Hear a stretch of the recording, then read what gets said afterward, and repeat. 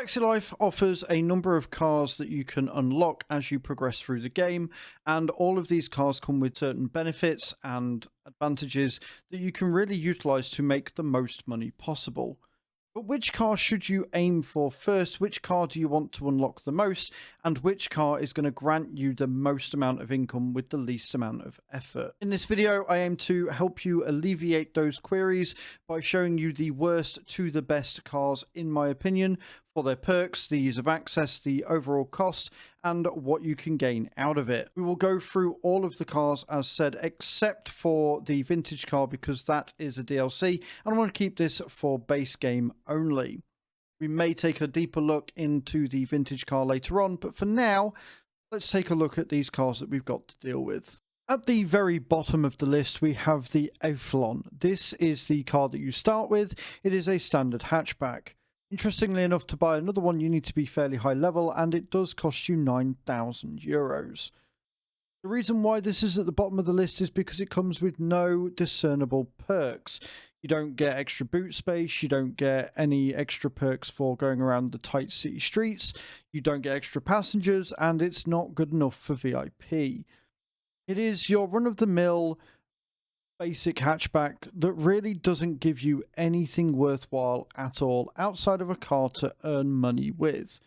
Obviously, the fact that the game gives you this car for free is good, but outside of that, you're really going to be wanting to get rid of it as soon as is humanly possible. Next on the list, and only marginally higher than the Aphelion, is the SMC. The reason why I've placed this higher on the list is because it is perfect for those tight residential areas with these small, narrow streets that are really difficult to get by in any other situation. However, you are unable to get any bonuses with this, and there is nothing in the game that gives you an added bonus for a smaller car. You're going to be earning roughly the same amount of money than the Aphelion, but the added advantage is that you're going to have an easier time navigating the city streets. Next up is the Sedna. Now, this is a really nice car because it's very cheap to buy and does come with the added bonus of having extra bonus luggage. This allows you to take on higher pricing jobs, and especially once you've unlocked the long distance as well, this car really comes into its own. However, it is incredibly hard to navigate around the tighter city streets, and although it is fairly cheap to buy, it's not the cheapest to run.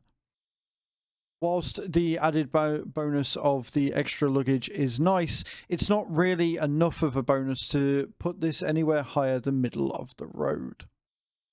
Next up, and rather surprisingly, is the Rhea. This is the VIP crown jewel of the game, and yet it doesn't really grant you with that much in the terms of bonuses.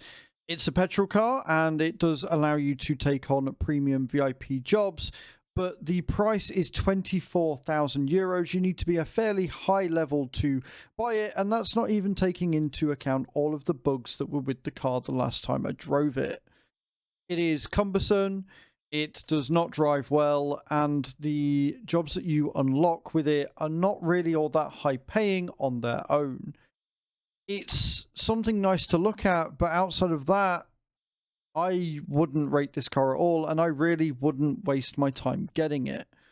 That being said, I haven't put it lower on the list because of the perk of the VIP jobs that you do get with it.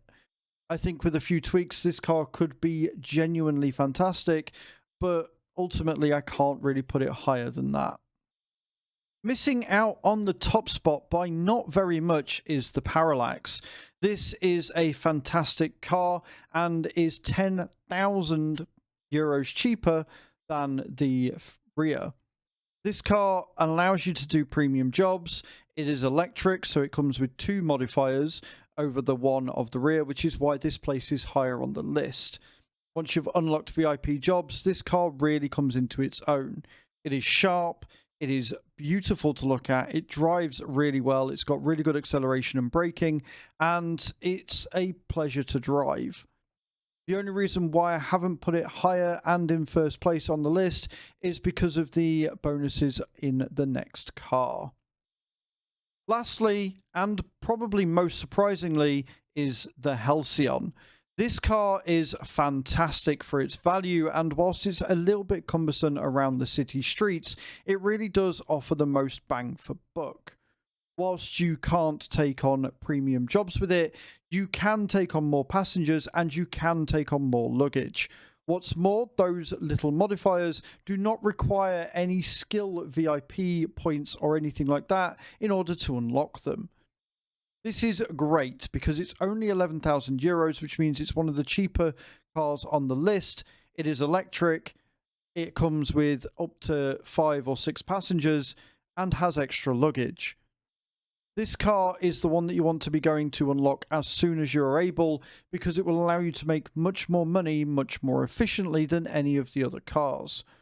Whilst the electric premium sedan is very nice, it does require more money and it does require unlocking the VIP perk in order to make full use of it. This has none of those requirements. As a result, if you are looking to make as much money as quickly as possible, I would highly, highly recommend going for the Halcyon. Thank you very much for watching, and I will see you all next time. Ciao, ciao.